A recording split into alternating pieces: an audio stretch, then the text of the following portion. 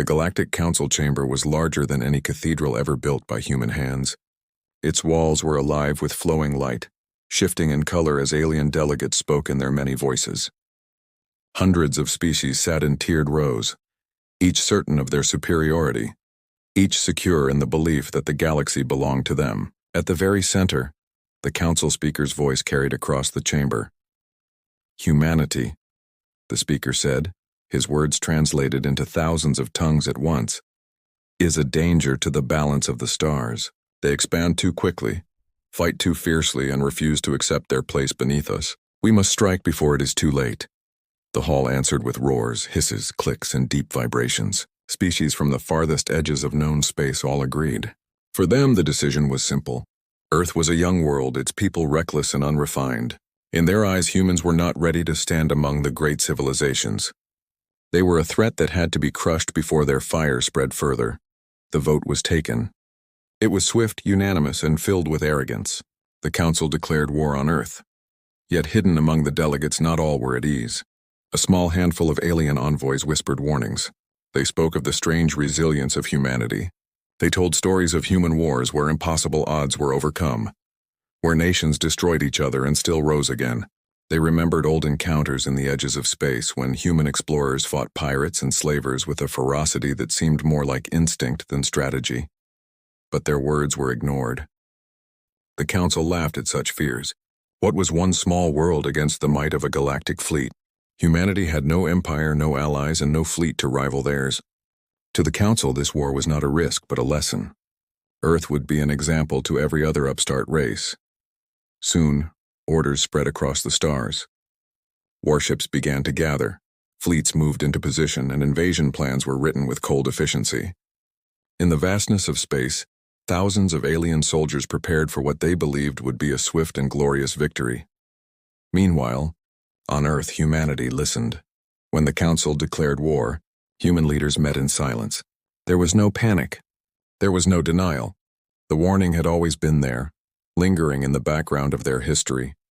Humanity had long known that they were not alone, and many had suspected that first contact with the wider galaxy would not come as peace, but as threat. Satellites tracked the movement of alien ships as they began their march toward the solar system.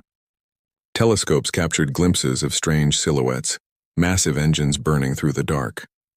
Humanity's scientists watched the sky with steady eyes, while generals studied the tactics of alien fleets that had crushed other civilizations before. The people of Earth did not weep or beg for mercy. Instead, something ancient stirred in them, something that had carried them through centuries of war, famine, plague, and disaster. It was the same force that had made them rise after every fall, rebuild after every ruin, and reach higher after every failure. It was defiance. As the alien fleet crossed the edge of the system, a strange silence fell upon the stars. The council expected fear. They expected humanity to surrender, or at least to plead for terms. But there was no message from Earth. Only the quiet movement of satellites, the silent shadows of human warships hidden in the black. Alien commanders grew uneasy. Their fleets outnumbered Earth's ships 100-1, but still, something felt wrong. Scouts vanished without warning. Signals were jammed in ways their technology had never faced. A single human broadcast reached them, carried across space in dozens of languages. "You will find no weakness here." The words were calm, spoken without anger or threat. Yet they echoed in the minds of every commander who heard them. For the first time, doubt slipped into their confidence. In the council chamber, far from the front lines, alien leaders watched the unfolding invasion with pride. Their fleets were already entering human space. Victory, they believed, was only moments away. But in the darkness of Earth's orbit, hidden weapons prepared to fire. Human ships that had remained unseen lit their engines for the first time. Underground bunkers came alive with power, and soldiers across the planet tightened their grips on weapons forged for a war they always knew might come. The council had declared war, certain of their superiority. But what they had awakened was something no vote, no decree, no arrogance could ever crush. They had awakened humanity, and humanity was waiting. The arrogant advance. The alien armada glided into the solar system like a swarm of steel shadows. Dozens of species had contributed ships to the invasion, and together they formed a fleet larger than any Earth telescope had ever witnessed. Ships stretched for thousands of kilometers, from dagger-shaped frigates to colossal carriers bristling with weapons. Their engines burned like blue suns, pushing them steadily toward the pale dot of Earth. For the Council commanders, this moment was triumph. Their voices crackled across channels, mocking the silence of Earth. Some laughed that humans were already hiding underground. Others joked that humanity's leaders were too frightened to even speak. To them, this was not war. This was extermination disguised as conquest. As their fleet passed Neptune's orbit, strange signals began to appear. Radio noise, pulsing in short bursts, spread through the fleet's communication lines. At first, they dismissed it as static, background radiation from the sun. But then patterns emerged. Words faint and distorted, carried by human satellites long abandoned in deep space. The words were not threats. They were fragments of Earth's history. Voices from the past, broken and ghostly. Old speeches of war. Soldiers shouting across radios. The cries of nations that once stood on the edge of ruin and refused to fall. The aliens laughed at these ancient recordings, mocking the humans for clinging to such crude memories. Yet even as they laughed, unease grew in their hearts. When they passed Saturn, a strange silence returned. The gas giant's rings shimmered in the starlight, and the massive alien fleet drifted through them like a school of predators. Still, there were no human warships in sight. No fleets rushed to defend their homeworld. No cries for surrender reached them. The Council commanders grew arrogant. They declared Earth broken already. They told their soldiers that the humans would collapse without firing a shot. A species that lived on one small planet could not stand against thousands of warships drawn from every corner of the galaxy. Yet in the dark, Earth was not idle. Hidden among the asteroids, small human craft floated silently, powered down and waiting. Their hulls were black, their engines cold, their signatures nearly invisible. Generations of human warfare had taught them one thing above all others. Victory belonged not to the loudest, but to the patient. By the time the fleet passed Jupiter, strange accidents began. A frigate suddenly lost all power, drifting helplessly until it struck an asteroid. A cruiser's targeting systems failed, firing weapons at nothing until its own fleet silenced it. Another ship's engines exploded, tearing it apart in seconds. The Council commanders called them malfunctions.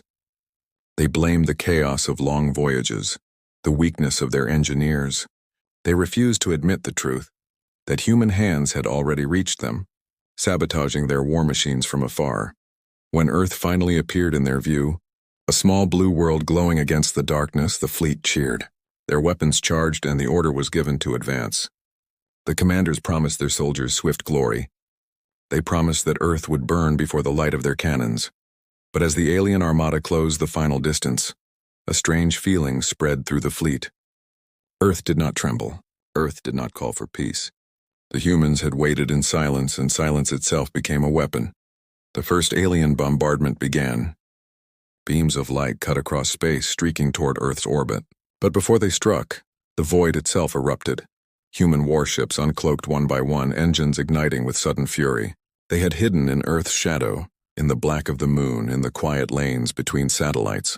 Their hulls were small compared to the alien leviathans, yet their movements were precise and merciless. The aliens laughed at first. They called the human fleet pathetic, a handful of ships against thousands. But then the first strike landed. A human vessel unleashed a storm of missiles that tore through a Council battleship. Another used railguns to pierce armor that no alien weapon had ever cracked.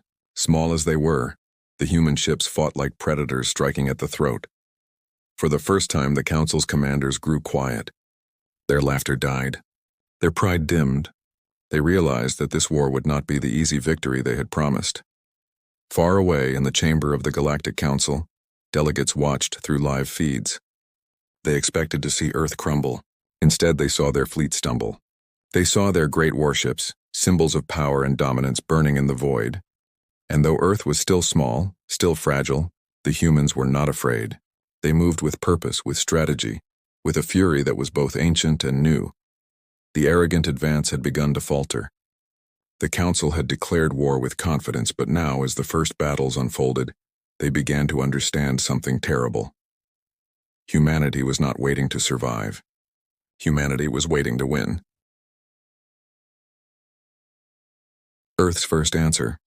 The first alien beams burned across the void, streaks of white fire meant to erase entire cities before they could even scream. But as those weapons drew close, they shattered against something invisible. Shields, human shields, flickered in the dark. No alien commander had expected such technology from a species they considered backward. The alien fleet hesitated for only a moment. But in war, a moment was enough. From the black silence of space, Earth answered. The first strike came from the far side of the moon. A human warship, long and sharp like a dagger of iron, fired its railguns. Slugs of dense metal shot forward at impossible speeds, slamming into the hull of an alien cruiser. The sound of tearing metal echoed through the comms of nearby ships, followed by silence. One cruiser gone, then came the missiles. From underground silos hidden across Earth, thousands of warheads tore into the sky. They were old weapons, but modified with precision guidance that no alien defenses expected. They moved faster than light shields could adjust. They broke through, slamming into carriers and escorts, filling space with blossoms of fire. The aliens had laughed when they saw Earth's size. Now they stared at their screens in shock. This small world was not weak. It was armed, prepared, and furious. On Earth's surface, soldiers moved through bunkers and command rooms with steady discipline. No one screamed. No one panicked. Humanity had faced annihilation many times before, by plague, by famine, by war, and every time it had risen again. Now facing the greatest threat in its history, it stood unbroken. In orbit, human warships struck with precision. They were smaller, fewer, and older than the alien Armada, but they fought differently. Where the Council relied on numbers and sheer power, humans relied on speed, cunning, and the ruthless will to survive. One human ship darted between two alien destroyers, releasing a swarm of drones that clung to their hulls. Seconds later, explosions ripped through both vessels. Another ship powered down its engines, drifting like debris until it passed unnoticed into the heart of an alien formation. There it unleashed its weapons, tearing holes in the fleet before vanishing into the dark again. The Council commanders shouted in anger. They demanded tighter formations, stronger defenses, more firepower. But no matter how they adjusted, the humans found the cracks. Every fleet had weaknesses, and humans were experts at finding them. For every human ship destroyed, 3 alien vessels fell. For every soldier lost, 10 enemies perished. On the ground, civilians watched the skies. Many were afraid, but many more were silent, their fear replaced by something else. A strange calm settled over Earth, the calm of a people who knew they were fighting not just for survival, but for the right to exist. Far above, the Council's pride began to fracture. They had promised an easy war, a short war, a war that would end before it truly began. Yet now their fleets were burning. Their soldiers were sending desperate cries for reinforcements. Their commanders were realizing that this was not conquest. This was resistance. And resistance was humanity's oldest art. One alien commander, older than most, remembered whispers from explorers who had once clashed with humans on distant edges of space. Those whispers told of battles where humans refused to retreat, where they fought until the last breath, where surrender was never their first thought. He had dismissed those whispers as exaggeration. Now, watching his ships collapse under human fire, he realized they were truth. Earth's first answer was not a cry for mercy. It was not a call for peace. It was fire, steel, and blood. And that answer spread across the Council fleet like a storm. A massive explosion shook the dark. One of the alien flagships, larger than any human vessel, cracked in half as missiles ripped its core apart. Thousands of alien soldiers screamed into the void, their voices lost in silence as their ship became nothing more than burning fragments. In the Council chamber, delegates watched in stunned silence. Their grand invasion, broadcast across the galaxy as proof of their superiority, was collapsing before billions of eyes. The small blue world they thought fragile was breaking their fleet piece by piece. Humanity did not celebrate. Humanity did not cheer. Its ships moved with cold precision, its soldiers fought with grim determination. Its leaders spoke with iron resolve. This was not victory. Not yet. But it was a message carved into the void with fire and ruin. The message was clear: humanity would not bow. Broken pride. The Council had expected a parade. They had expected the sky above Earth to fall silent within hours, its armies crushed, its leaders begging for terms. But what they received instead was humiliation. The Armada that had once stretched across the solar system was no longer a wall of steel. It was now a fractured mass of burning wreckage, scattered ships, and commanders shouting over broken channels. Human warships, smaller and fewer, struck with such precision that every loss was magnified. Entire formations collapsed when only a handful of vessels were destroyed. The aliens were trained to fight against enemies who broke quickly. They had never faced an opponent who grew sharper as the battle worsened. From the council chamber, alien leaders watched the chaos unfold on massive screens. Their faces twisted with disbelief. Each time a human missile split a battleship in two, their silence deepened. Each time a cruiser's core burned out after sabotage, they felt their arrogance slip further away. This war was not proving their superiority. It was exposing their weakness. On the battlefield, alien soldiers sent frantic reports. They spoke of human weapons that struck without warning, of tactics that turned every asteroid, every shadow, every silence into a trap. They described human fighters that moved with reckless courage, charging into impossible odds and returning with victories that no commander could explain. Still, some council leaders refused to accept the truth. They ordered reinforcements deeper into Earth's orbit, swearing that numbers alone would crush humanity. More ships surged forward, their cannons blazing, their voices filled with fury. But the humans answered again. This time, the defense came not only from orbit, but from Earth itself. Across the planet, hidden bases revealed themselves. Energy weapons fired from the ground, tearing holes in alien carriers above the atmosphere. Railguns built into mountains fired slugs that pierced the void and struck ships miles away. Even satellites, once harmless eyes in the sky, had been turned into weapons, releasing swarms of small drones that disabled enemy engines before detonating in blinding flashes. Every step closer to Earth became harder. Every victory the Council tried to claim was stolen by human defiance. Alien soldiers began to whisper a word they had never used for humans before: predator. The species they had come to destroy was not prey. It was the hunter in the dark, patient and merciless. In one sector of the battle, a human destroyer, heavily damaged, refused to fall back. Its hull was torn, its shields gone, but its captain drove it straight into the center of an alien formation. The ship's last transmission was a single phrase: "Hold the line." Then it detonated, taking 3 enemy cruisers with it. The sacrifice sent a shiver through both fleets. For humans, it was courage. For aliens, it was terror. Council commanders who once mocked humans now shouted in panic. They begged for reinforcements, demanded new orders, and cursed the weakness of their allies. Pride that had once filled their voices was gone. In its place was fear. Far above, one of the Council's great flagships trembled. Its commander, known for arrogance and cruelty, stood silent as he watched humans tear apart his fleet. He had once sworn that Earth would kneel before him. Now he struggled to keep his soldiers from fleeing. He realized that his arrogance had blinded him. He had not come to crush a weak world. He had come to awaken a power that should never have been provoked. In the council chamber, silence spread. Delegates who once cheered for war now lowered their eyes. No one wanted to admit it, but all knew the truth. Humanity was winning. Not with numbers, not with size, but with something the council had long forgotten. Humanity's will was breaking them. On Earth, the people did not celebrate. They did not cheer for every alien ship that fell. They stood firm, calm, and cold.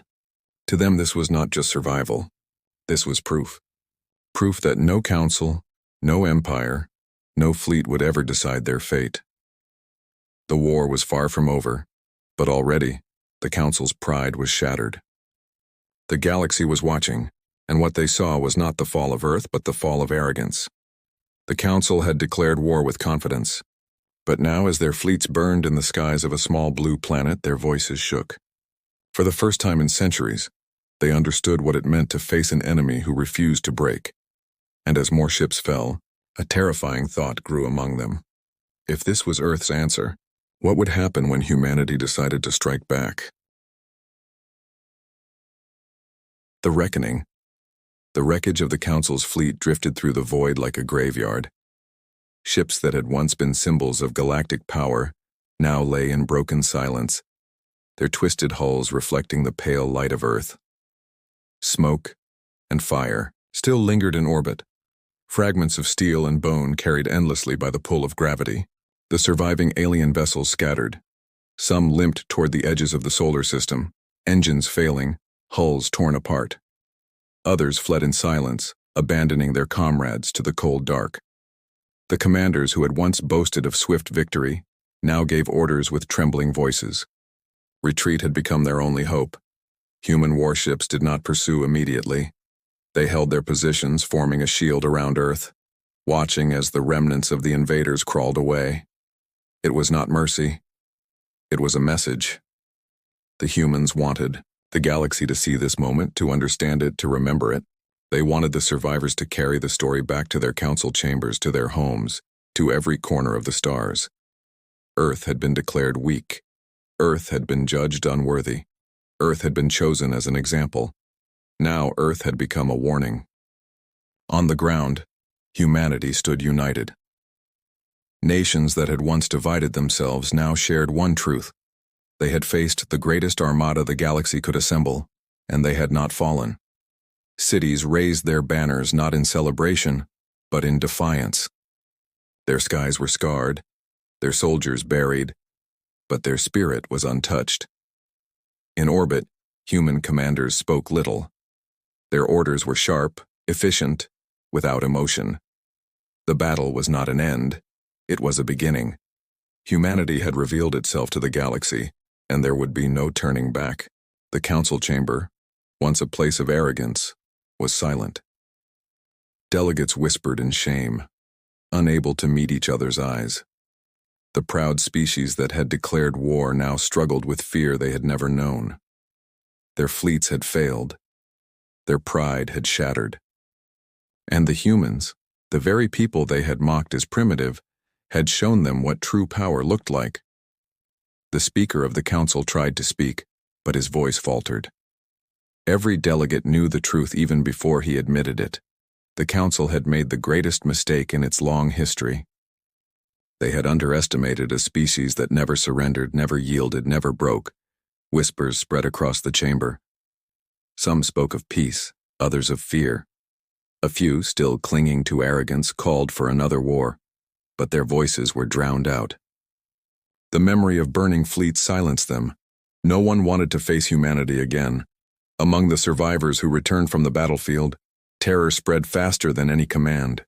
Soldiers described humans not as prey, but as predators, unpredictable, ruthless, unrelenting. They spoke of warships that struck from shadows, of soldiers who fought until the last breath, of weapons that turned even small ships into giants of destruction. Their words carried weight, for they had seen what the council had refused to believe. The galaxy listened. On distant worlds, rulers who once bowed to the council began to question its power. If the council could not break one world, how could it rule countless others? If humanity could shatter their fleets, what else could humanity achieve? Fear turned into respect. Respect turned into silence, and silence turned into a truth whispered in every corner of the stars. Do not provoke Earth. On Earth, there was no celebration. Humanity had won, but it was not a victory they welcomed with joy. They knew the war was not over. They knew the council would never forget the humiliation, but they also knew something greater, something the council had never understood. They had proven themselves, not just to the galaxy, but to themselves. They were not fragile. They were not prey. They were not weak. They were humanity, and they had shown the stars what it meant to fight them. In the aftermath, human leaders gathered.